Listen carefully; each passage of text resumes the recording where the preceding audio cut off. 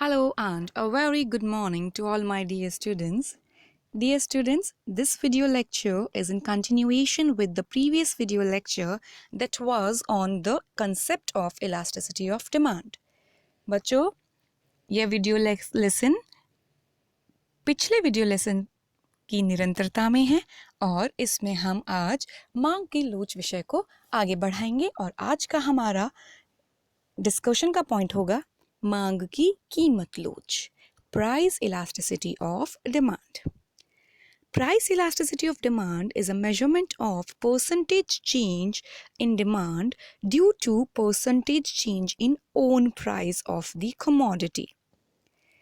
Very important, बहुत important है और बहुत ही बेसिक है.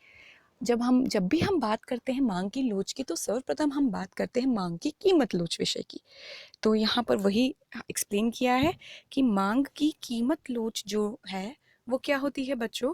वो एक ऐसा माप है जो कि ये मेजर करता है कि किसी वस्तु की स्वयं की कीमत में अनुपातिक परिवर्तन के फलस्वरूप उस वस्तु के लिए मांग की मात्रा में आने वाले अनुपातिक परिवर्तन को मापा जाए.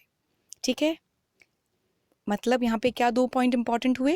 पहला ये हुआ कि यहाँ पर उपभोक्ता या जो कंज्यूमर है वो कैसे डिसाइड करेगा प्राइस इलास्टिसिटी, या प्रोड्यूसर कैसे डिसाइड करेगा कि किसी वस्तु के लिए जो प्राइस है उस प्राइस में जो चेंज आ रहा है, उस प्राइस में जो अनुपातिक परिवर्तन है उसका प्रभाव उपभोक्ता द्वारा या प्रोड्यूसर किसी के भी हम ले सकते हैं यहाँ पर के द्वारा मांग की, वैसे हम मांग कंज्यूमर के कॉन्टेक्स्ट में ही समझते हैं, तो उपभोक्ता द्वारा उस वस्तु के लिए आने वाले उसकी स्वयं की कीमत में आने वाले परिवर्तन के फलस्वरूप मांग की मात्रा में किस अनुपात में परिवर्तन किया गया है.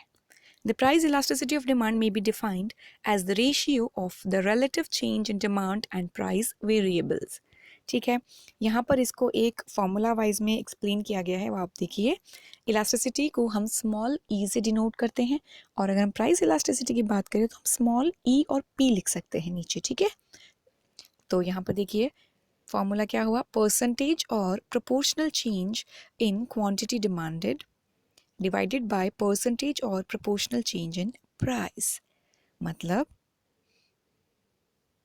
मांग मात्रा में आनुपातिक परिवर्तन को जब हम भाग देते हैं कीमत में आने वाले आनुपातिक परिवर्तन से तो हमें मांग की कीमत लोच ज्ञात हो जाती है. ठीक है, next price elasticity of demand के लिए जो फॉर्मूला अभी मैंने बताया आपको उसी को आगे एलेबोरेट किया है और एक नॉर्मल फार्मूले के रूप में हम इसे डिराइव करने का प्रयत्न करेंगे. देखो बच्चों, प्राइस इलास्टिसिटी को यहाँ पे मैंने बताया था ई पी से हम शो करेंगे, नीचे पी लगाएंगे जिससे ये समझ में आ जाएगा कि ये टॉपिक कौन सा है आपका, कीमत लोच है, प्राइस इलास्टिसिटी. अब देखिए percentage change in quantity demanded divided by percentage change in prices. ठीक है, अब इसको डिराइव करते हैं.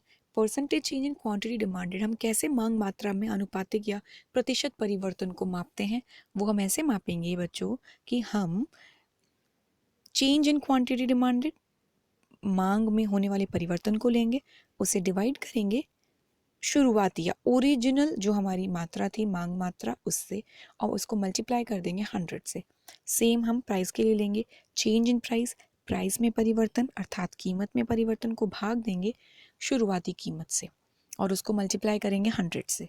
तो इसको जब मैं 100 से 100 कट हो जाएगा और एक फॉर्मूले को अगर मैं डिराइव करूँ साइड में देखिए आप क्या बनेगा फिर. ये change in quantity demanded divided by original quantity demanded into original price upon change in price. तो इसी को अगर मैं इस रूप में लूँ तो फाइनली क्या बन जाएगा, delta Q upon Q is multiplied by P upon delta P. ये फॉर्मूला है आपका, ये याद करना है आपको सिंबॉलिक टर्म्स में कि what is elasticity price elasticity of demand. E P क्या है बच्चों, ई पी है delta Q upon Q multiplied by P upon delta P. यहाँ पर देखिए ये सब क्या है, ई पी क्या दर्शा रहा है, प्राइस इलास्टिसिटी को, कीमत लोच को. क्यू क्या दर्शाता है बच्चों, मांग की मात्रा को. पी क्या दर्शा रहा है, पी यहाँ पर कीमत को दर्शा रहा है. डेल्टा क्यू क्या है, चेंज इन क्वांटिटी डिमांडेड मांग मात्रा में परिवर्तन. और डेल्टा पी क्या है, चेंज इन प्राइस कीमत में परिवर्तन.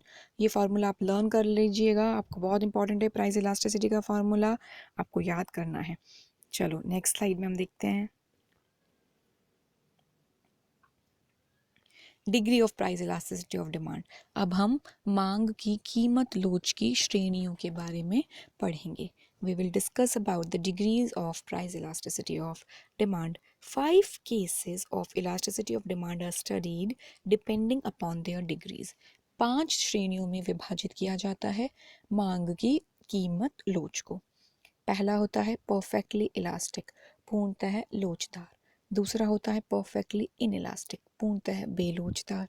तीसरा होगा यूनिटरी इलास्टिक, इकाई बराबर लोच। तीसरा होगा रिलेटिवली इलास्टिक, तुलनात्मक रूप से लोचदार।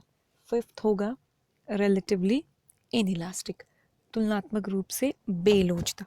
सो अब हम एक एक को डायग्राम के ज़रिए समझते हैं और ये बहुत इंपॉर्टेंट है, आपको इस डायग्राम को पांचों श्रेणियों को ध्यान से समझना, ध्यानपूर्वक देखिए। When a small change in price of a product causes a major change in its demand, it is said to be perfectly elastic demand. In perfectly elastic demand, a small rise in price results in fall in demand to zero, while a small fall in price causes increase in demand to infinity. देखो बच्चों, मांग की लोच या कीमत लोच जब पूर्णतः लोचदार दर्शाते हैं हम, तब क्या होता है कि कीमत में थोड़े से परिवर्तन का प्रभाव, a small change in price leads to a huge change in the quantity demanded. मतलब कीमत में थोड़ा सा भी परिवर्तन मांग की मात्रा में बहुत ज़्यादा मात्रा में परिवर्तन को दर्शाता है या उसमें बहुत ज़्यादा मात्रा में परिवर्तन आता है।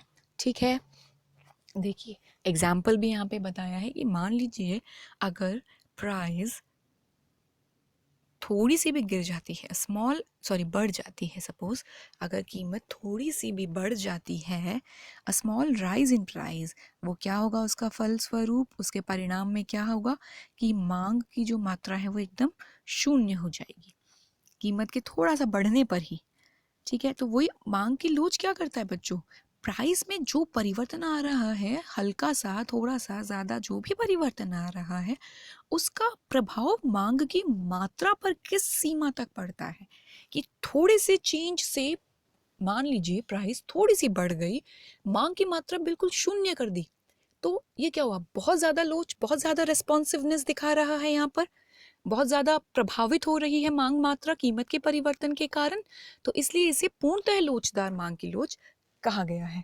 ठीक है, पूर्णतः लोचदार इसलिए यहाँ पर इसे कहते हैं। ठीक है, मान लीजिए प्राइस थोड़ी सी कम हो गई, कीमत के जरा से कम होने पर small fall in price leads to an increase in demand to infinity, मांग की मात्रा अनंत तक बढ़ जाती है, तो ऐसी अवस्था को हम पूर्णतः लोचदार अवस्था कहते हैं।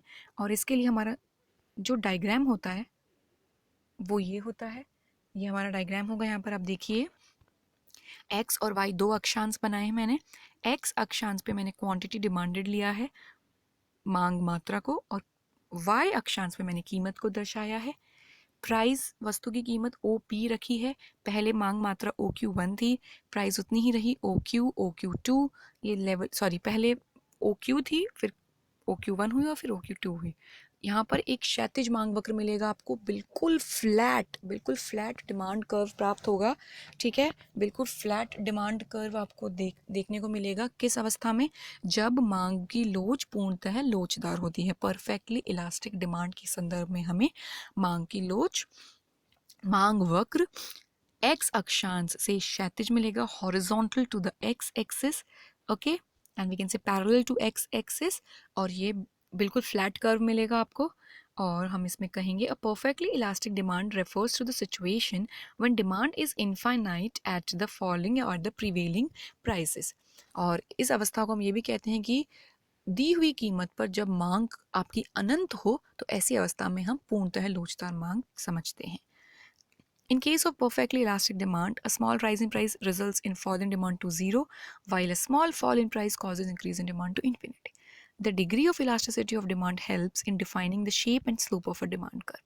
बच्चों, मांग की लोच की जो श्रेणी है, जो डिग्री है, उससे हमें हेल्प मिलती है मांग वक्र के ढाल को समझने की. Therefore the elasticity of demand can be determined by the slope of the demand curve.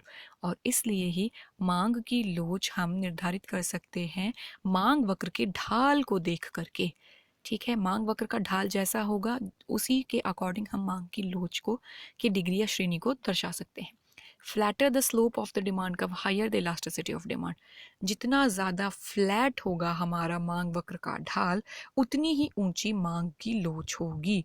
यहाँ पर मांग वक्र का ढाल शून्य है. देखो, क्षैतिज मांग वक्र है. D D is a horizontal demand curve having zero slope and there is an inverse relationship between the slope of a demand curve and the elasticity for demand of demand. मांग वक्र के ढाल और मांग की लोच में विपरीत संबंध होता है. ठीक है, मांग वक्र का ढाल जितना कम होगा इलास्टिसिटी उतनी ही ज़्यादा होगी. यहाँ पर मांग वक्र का ढाल शून्य है क्योंकि मांग वक्र क्षैतिज है, इसलिए यहाँ पर मांग की लोच अनंत है, इन्फिनिटी है. ठीक है, ये वक्त जो मैंने ब्लैक से यहाँ पे लिखा है ये पॉइंट बहुत इंपॉर्टेंट है, इसे आप ज़रूर समझिए और मैं आपको हिंदी मीडियम के नोट्स तो प्रोवाइड करवाऊंगी. ठीक है, चलो अब हम नेक्स्ट देखते हैं. जब पूर्णतः बेलोचदार होती है, when the elasticity of demand is perfectly inelastic. A perfectly inelastic demand is one in which a change in price causes no change in quantity demanded. देखो, पूर्णतः बेलोचदार मांग कब होगी? जब कीमत के परिवर्तन के फलस्वरूप मांग की मात्रा में कोई परिवर्तन ना आए. ठीक है, मतलब कीमत बढ़ भी रही है, घट भी रही है, लेकिन मांग मात्रा जो पहले थी कीमत के परिवर्तन के पूर्व वही यथा स्थिति पर है. It is a situation where even substantial changes in price leave the demand unaffected. ये ऐसी अवस्था है जहाँ पर कीमत में काफ़ी हद तक परिवर्तन के कारण भी मांग में कोई प्रभाव नहीं पड़ता. It can be interpreted from figure that the movement in price from OP1 to OP2 and OP2 to OP3 does not show any change in the demand of a product. देखिए बच्चों, जब वस्तु की कीमत मान लीजिए OP2 थी तो भी मांग OQ के बराबर थी. डायग्राम में ध्यान से देखिए, जब कीमत बढ़ी तो भी मांग OQ रही, जब कीमत में कमी आई तो भी मांग OQ ही रही. तो यहाँ पर इलास्टिसिटी क्या है? शून्य है, क्योंकि कीमत में परिवर्तन का कोई प्रभाव मांग मात्रा पर नहीं पड़ रहा. यहाँ पर मांग वक्र को देखिए आप, एक लंब आकृति का मांग वक्र है, वर्टिकल मांग वक्र है जो कि y अक्षांश के समानांतर है. यहाँ पर मांग वक्र का ढाल इन्फिनिटी है. The slope of the demand curve here is the maximum, or we can say is infinity, and therefore the elasticity of demand here is zero, because we know that there is an inverse relationship between the slope of a demand curve and the elasticity of demand. मांग वक्र के ढाल एवं मांग की लोच में विपरीत संबंध होता है. मांग वक्र का ढाल जितना ज़्यादा होगा मांग की लोच उतनी कम होगी. यहाँ पर मांग वक्र का ढाल अनंत है क्योंकि ये एक वर्टिकल आकृति का, लंब आकृति का मांग वक्र है, तो यहाँ पर मांग की लोच शून्य है. The demand remains constant for any value of price. Perfectly inelastic demand is a theoretical concept and cannot be applied in a practical situation. However, in case of essential goods such as salt, the demand does not change with change in price. Therefore, the demand for essential goods is perfectly inelastic. मांग की पूर्णतः बेलोचदार जो अवधारणा है वो theoretical है, book language तक ही सीमित है. वास्तविकता में ऐसी अवस्थाएं कम देखने को मिलती हैं. हाँ, लेकिन ज़रूरतमंद वस्तुओं के संदर्भ में ऐसी अवस्थाएं देखने को मिलती हैं. ऐसी अवस्थाओं में मांग कीमत में परिवर्तन के कारण भी मांग मात्रा में परिवर्तन नहीं होता. उदाहरण स्वरूप हम यहाँ पर नमक का उदाहरण ले सकते हैं. तो this can be an example here, and these sort of concepts are specifically related to theoretical concepts only. They are not applied, they are not used, and they are not basically applicable in practical world. So this was all about your perfectly inelastic demand curve. In the next video I will explain you about the 3 more degrees of demand elasticity of demand.